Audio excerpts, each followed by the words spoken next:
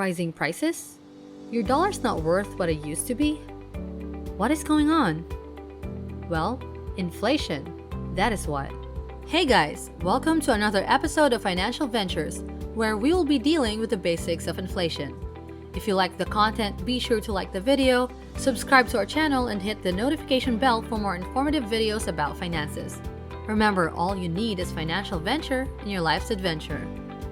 In the late 1800s New York, having an annual income of $5,000 meant that you were absolutely crushing it in the business game, or had a hefty inheritance, and were one of the richest people around. Currently, that same income would be equivalent to a quarter of what a fresh out-of-college elementary school teacher would earn. So what's the deal? Obviously, elementary teachers are not the money moguls of our time. So how could an extremely wealthy person in the 1800s be earning the same amount as someone who just entered the workforce? Well, inflation is to blame.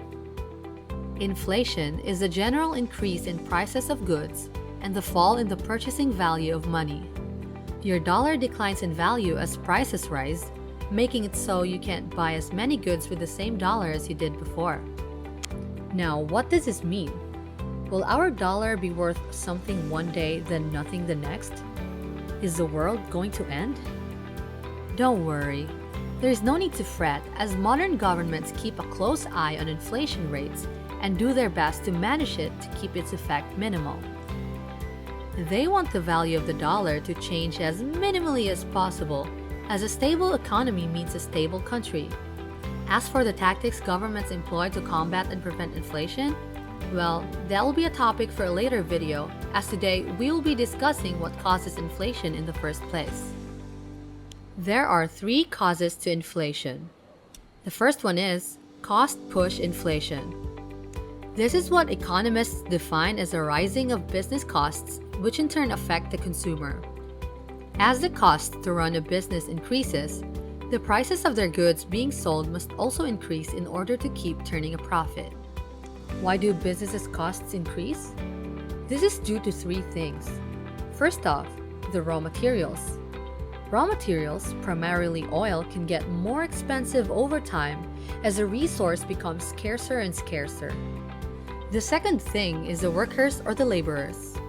Workers might be asking for higher wages, and they may succeed in doing so, especially if they are from organized unions with political influence, or simply because schools and colleges fail to deliver the quality training for the required skills of the workers that were in demand in most businesses, thus the scarcity of the specialized workers needed. Thirdly, land rents surge over time. This is because of the lack of infrastructure for factories and offices in the same area. This will then pose a new issue in terms of acquiring the needed space for their businesses. These three things discussed can cause businesses to increase the prices of their goods and services. It is a risky move for business owners to mark up their products, but this leaves them no choice, or they will be forced to shut down and be out of business. Now, onto the next kind of inflation, demand inflation. The easiest example is a lot of people would want to buy the newest Porsche, but the supply is limited, thus the price of the car increases tremendously. One odd thing is that the demand inflation is caused by people earning more money and therefore have a lot to spend. The government can issue tax breaks, but it can also cause inflation over time. Everyone loves tax breaks. It raises the disposable income of the majority of the people. Let us talk about the long-term and short-term effects of demand inflation. In the long run, raising the demands for certain goods can also be the source of price increases, invalidating the leeway caused by the tax break given by the government to the people. On the same note, lower interest rates cause short-term pleasures indeed, but long-term inflation. For example, with lower mortgage interest rates, people will gladly take out a new loan to buy the latest car that people always talk about.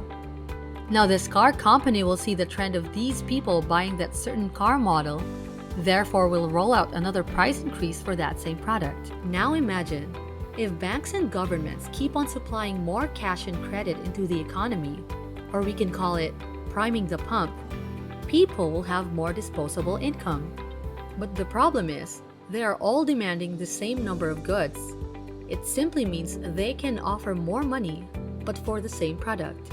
This is what happened to the UK housing industry, specifically in London. There were a whole lot of identical houses existing for 25 years, but they all cost a nonsensical amount more. And for the last kind of inflation, the classic among all, governments printing more money. There's actually a weird yet deep logic behind this. The government simply wants to create more job employment to motivate the economy, so they print more money. This is just basically increasing the number of notes in circulation. How is that even possible? The government also increases its debt by letting banks offer bigger loan amounts with the same security property used. In that case, the number of notes in the currency will double up, but it also means doubling the trouble itself. Why can't we just have double the money? After some time, the worth of every note printed falls, as there were several of them circulating around already. It is as if they are purchasing the same number of things, but the quantity purchased is not doubling, the prices do. John Maynard Keynes, an economist and philosopher, spotted a little sunshine in here. He calls it the window of opportunity. It takes quite some time before the value of money dips, so there can be a whole lot of cash around and prices are not yet increasing. So what good does it bring to the people?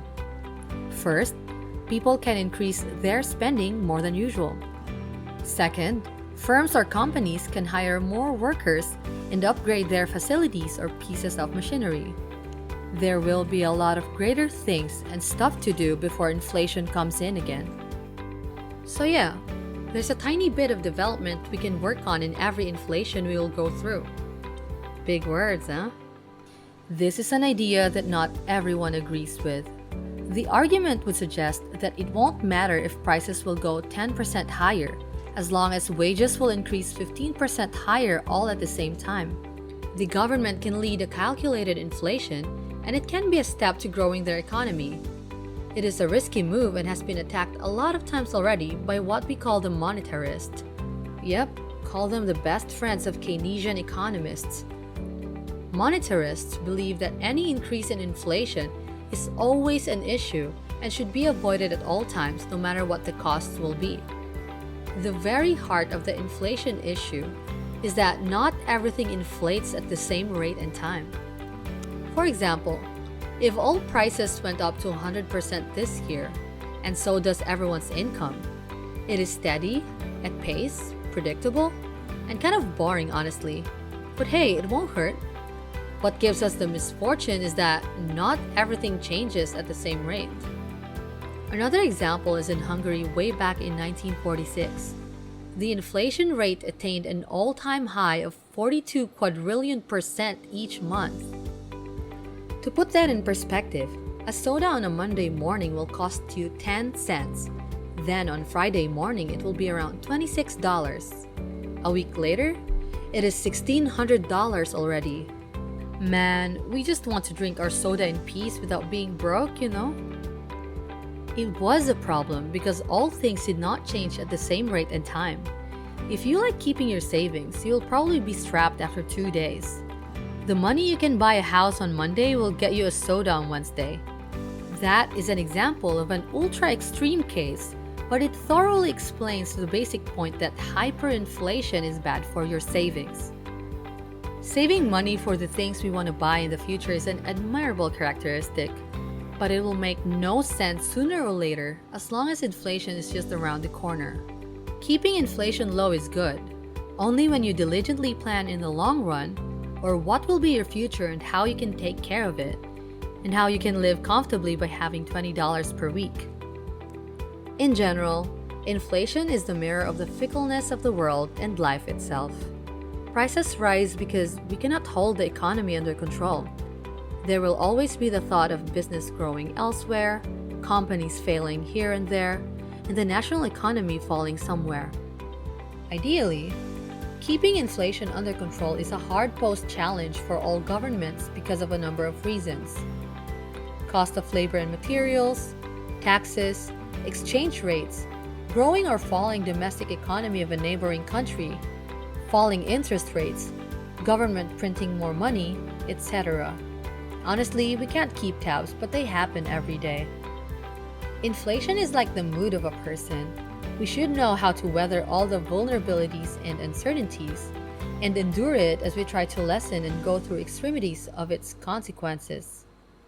So, yeah, learning to live with inflation is as good as someone being grateful they have Netflix subscription today and an opportunity to hustle through another inflation trend the next day. And that's it, guys. We thank you so much for listening.